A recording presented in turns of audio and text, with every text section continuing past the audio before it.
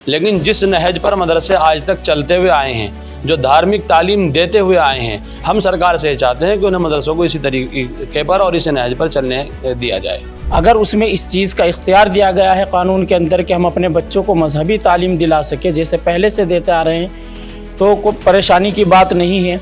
लेकिन अगर मजहबी तालीम से वंचित रखा जाता है और दूर रखा जाता है और ये कोशिश की जाती है कि मजहबी तालीम ना दी जाए, सिर्फ वही तालीम दी जाए जिसकी सरकार की तरफ से इजाज़त होगी, तो ये बच्चों का हमारा नुकसान है। अगर कहीं हमारे अधिकारों का हनन होगा तो उसका कानूनी रास्ता इख्तियार किया जाएगा, कानूनी राय ली जाएगी। कानूनी राय लेने के बाद उसका हल करने के लिए सरकार से भी बात की जाएगी और सरकार अगर हमारी बात मानेगी तो बेहतर तरीका होगा, नहीं तो फिर हम कोर्ट का रास्ता इख्तियार करेंगे, हम कोर्ट जाएंगे। फिर उत्तराखंड में मदरसा बोर्ड को ख़त्म कर दिया गया है और इसके साथ ही जो अल्पसंख्यक समुदाय के जो शिक्षण संस्थान चल रहे थे उन सब के लिए अब एक साथ एक नया नियम लागू होगा और प्राधिकरण इसमें काम करेगा। इसको लेकर जमीयत उलेमा हिंद का क्या कहना है, उसके सदस्य हमारे साथ इस वक्त मौजूद हैं, उनसे बात करना चाहेंगे। पहले आपका परिचय चाहेंगे और ये जो निर्णय है सरकार का, इसको लेकर आपका क्या राय है? जी, मेरा नाम मोहम्मद शाहनज़र है और मैं जमीयत उलेमा हिंद का यहाँ पर प्रदेश में प्रवक्ता हूँ।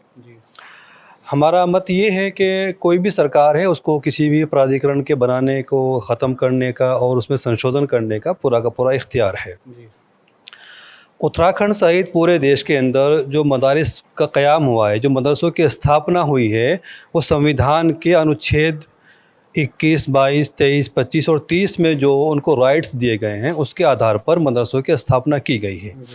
अभी तक भी मदरसे उसी आइन के मुताबिक चल रहे थे, अपनी धार्मिक शिक्षा दे रहे थे और आइंदा भी देते रहेंगे। जैसा कि आपका सवाल है कि एक नया कानून उत्तराखंड हुकूमत लेकर आई है, अब उस कानून को देखना पड़ेगा कि उसमें क्या क्या पेचीदगियाँ हैं, उस संविधान में कहाँ हमारे अधिकारों का हनन होता है। अगर कहीं हमारे अधिकारों का हनन होगा तो उसका कानूनी रास्ता इख्तियार किया जाएगा, कानूनी राय ली जाएगी। कानूनी राय लेने के बाद उसका हल करने के लिए सरकार से भी बात की जाएगी और सरकार अगर हमारी बात मानेगी तो बेहतर तरीका होगा, नहीं तो फिर हम कोर्ट का रास्ता इख्तियार करेंगे, हम कोर्ट जाएंगे। फिर अच्छा, देहरादून में भी कई मदरसे चल रहे हैं, सर आपसे जानना चाहेंगे जो मदरसे चल रहे हैं उनकी स्थिति अभी क्या रहेगी और आने वाले समय में क्या विकल्प आप लोग देख पा रहे हैं? देखिए, अभी जो नया कानून आया है इसके हिसाब से जो 25-26 वाला सत्र चल रहा है ये तो कंप्लीट हो जाएगा। जो मदरसा बोर्ड ख़त्म कर रहे हैं वो 1 जुलाई से 2026 से कर रहे हैं। मदरसा बोर्ड ख़त्म होने से मदरसों के सामने बहुत बड़ी दिक्कतें आएंगी। नंबर 1 तो ये है कि अभी जो हम अपनी धार्मिक शिक्षा देते हैं, मदरसा बोर्ड से जो हमारा एफिलेशन है, 482 मदरसे उत्तराखंड में, उनका जो एफिलेशन है वो अपनी धार्मिक शिक्षा के साथ साथ अनुदिनिक शिक्षा भी देते हैं। लेकिन अगर हमें शिक्षा विभाग से, जैसे उसने कानून में ये प्रावधान है कि आपको शिक्षा विभाग से मान्यता लेनी पड़ेगी, शिक्षा विभाग के अपने मानक हैं। हम सरकार से और जानकारों से ये पूछ रहे हैं, क्या सरकार ने उस अधिनियम में क्या कोई ऐसा प्रावधान किया है कि हमें जो धार्मिक शिक्षा पढ़ा रहे हैं शिक्षा विभाग उसकी मान्यता देगा? अगर नहीं देगा तो जाहिर सी बात है कि मदरसों के जो हित हैं वो इससे प्रभावित होंगे। यानी मदरसे का जो संचालन अभी हो रहा है उसमें आने वाले समय में कुछ ना कुछ परिवर्तन हो सकता है। एक सवाल ये भी है, सालों से मदरसे चल रहे हैं, थोड़ा इसका इतिहास हम जानेंगे और अब आपको क्या लगता है कि भविष्य पे कहीं ना कहीं खतरा है, या जो बच्चे मदरसे पढ़ रहे हैं जिस उद्देश्य से मदरसे बनाए गए थे उन पर कहीं ना कहीं एक उनके भविष्य पर एक सवाल खड़ा हो रहा है? देखिए, मदरसे के अंदर फ़िलहाल धार्मिक तालीम भी दी जा रही है और उसी के साथ साथ इंग्लिश की तालीम भी दी जा रही है। और ये ख्वाब भी मदरसे वालों का है कि एक हाथ में कुरान हो और एक हाथ में लैपटॉप हो। लेकिन सबसे पहले आज तक जो हमारे जिस नहज पर मदरसे चल रहे थे वो ये था कि सबसे पहले हमारे बच्चे कुरान की तालीम को हासिल करें, मजहबी तालीम को हासिल करें, उन्हें अपने मज़हब के बारे में, कुरान के बारे में मुकम्मल जानकारी हो। इसी के साथ साथ हमारे बच्चे इंजीनियर भी बन रहे हैं, डॉक्टर भी बन रहे हैं, दीगर तालीम भी जो है अंग्रेज़ी की और दुनिया की तालीम हासिल कर रहे हैं, इससे कोई दिक्कत नहीं है। लेकिन जिस नहज पर मदरसे आज तक चलते हुए आए हैं, जो धार्मिक तालीम देते हुए आए हैं, हम सरकार से चाहते हैं कि उन्हें मदरसों को इसी तरीके पर और इस नहज पर चलने दिया जाए। कितना लंबा इतिहास है मदरसों? बड़ा इतिहास है जी, सैकड़ों साल पहले से जो है ये काम होता हुआ आ रहा है, मदरसे चलते हुए आ रहे हैं, बच्चे पढ़ते हुए आ रहे हैं, बड़ा है मामला इसका तो जी। तो ये आपसे एक सवाल ये भी जानना चाहेंगे, मदरसे में जो बच्चे पढ़ रहे हैं उनका भविष्य, अब उनको नई तरीके से तालीम देने की बात हो रही है, एक नया वो है, और उत्तराखंड का पहला ऐसा राज्य बनने जा रहा है जिसने मदरसा बोर्ड को ख़त्म किया है, ये माना जा रहा है। आप इसको लेकर क्या कहेंगे, आपकी सोच क्या है? अभी सरकार जो नया कानून लेकर के आई है, अभी हम उसमें ये देखेंगे कि जो सरकार कानून लेकर के आई है और कानून जो बन कर के तैयार हो गया है, उसमें हमें इस चीज़ का इख्तियार दिया गया है या नहीं दिया गया है कि हम अपने बच्चों को मजहबी तालीम दिला सकें। अगर उसमें इस चीज़ का इख्तियार दिया गया है कानून के अंदर कि हम अपने बच्चों को मजहबी तालीम दिला सकें जैसे पहले से देते आ रहे हैं, तो कोई परेशानी की बात नहीं है। लेकिन अगर मजहबी तालीम से वंचित रखा जाता है और दूर रखा जाता है और ये कोशिश की जाती है कि मजहबी तालीम ना दी जाए, सिर्फ वही तालीम दी जाए जिसकी सरकार की तरफ से इजाज़त होगी, तो ये बच्चों का हमारा नुकसान है। और ये इस्लामी हमारे लिए इस्लामी तालीम ज़रूरी है। जैसे आपने देखा होगा कि यहाँ पर संस्कृत के वो है और वो बोर्ड भी है और भी है, वो अपना काम कर रहे हैं और वो मजहबी तालीम ले रहे हैं, धार्मिक तालीम लेते हैं, तो उन पर सरकार की कोई वो नहीं है। लेकिन इस्लाम को लेकर के और मदरसों को लेकर के यहाँ पर जो सरकार करने जा रही है, इससे जाहिर सी बात है कि हमारे बच्चों पर असर पड़ेगा और उनकी तालीम पर असर पड़ेगा, मदरसों पर असर पड़ेगा। और जो हम बच्चों को सिखाना चाहते हैं कि दीन भी हो और उसके साथ साथ जो है हमारी कुरान और ये सब चीज़ें होने के साथ साथ हमारा बच्चा डॉक्टर भी बने, इंजीनियर भी बने, इंग्लिश भी सीखे, मैथ भी सीखे, साइंस भी सीखे। अगर ये तमाम चीज़ें हमारे हक़ में हों तो बेहतर है, और अगर ऐसा नहीं हो रहा है तो हम सरकार से बात करेंगे, और अगर बात नहीं बनती है तो हम फिर कोर्ट का रास्ता इख्तियार करेंगे। एक आखिरी सवाल और आ रहा है यहाँ पर, अन्य सभी जो अल्पसंख्यक समुदाय है उनके लिए भी ये आदेश है, तो सिर्फ मदरसा को, आपको क्या लगता है कि सिर्फ मदरसा को टारगेट करने के लिए सब किया गया है या फिर इसमें कुछ और? देखिए, हम ऐसा नहीं कह सकते कि खाली मदारिस को टारगेट करने के लिए किया गया है। हमारे यहाँ बहुत सारे वैदिक संस्थान हैं जहाँ पर आचार्य की पढ़ाई होती है, उनके बारे में संस्कृत अलग है। संस्कृत तो एक अलग बोर्ड है। जो आचार्य की पढ़ाई होती है, जो हमारे ग्रंथ, जो हमारे मंदिरों में पुजारी बनते हैं, जहाँ आचार्य बनते हैं, जहाँ शंकराचार्य की पढ़ाई होती है। आप हरिद्वार में देखिएगा बड़ी बड़ी धर्मशालाएं हैं जहाँ गुरुकुल बने हुए हैं।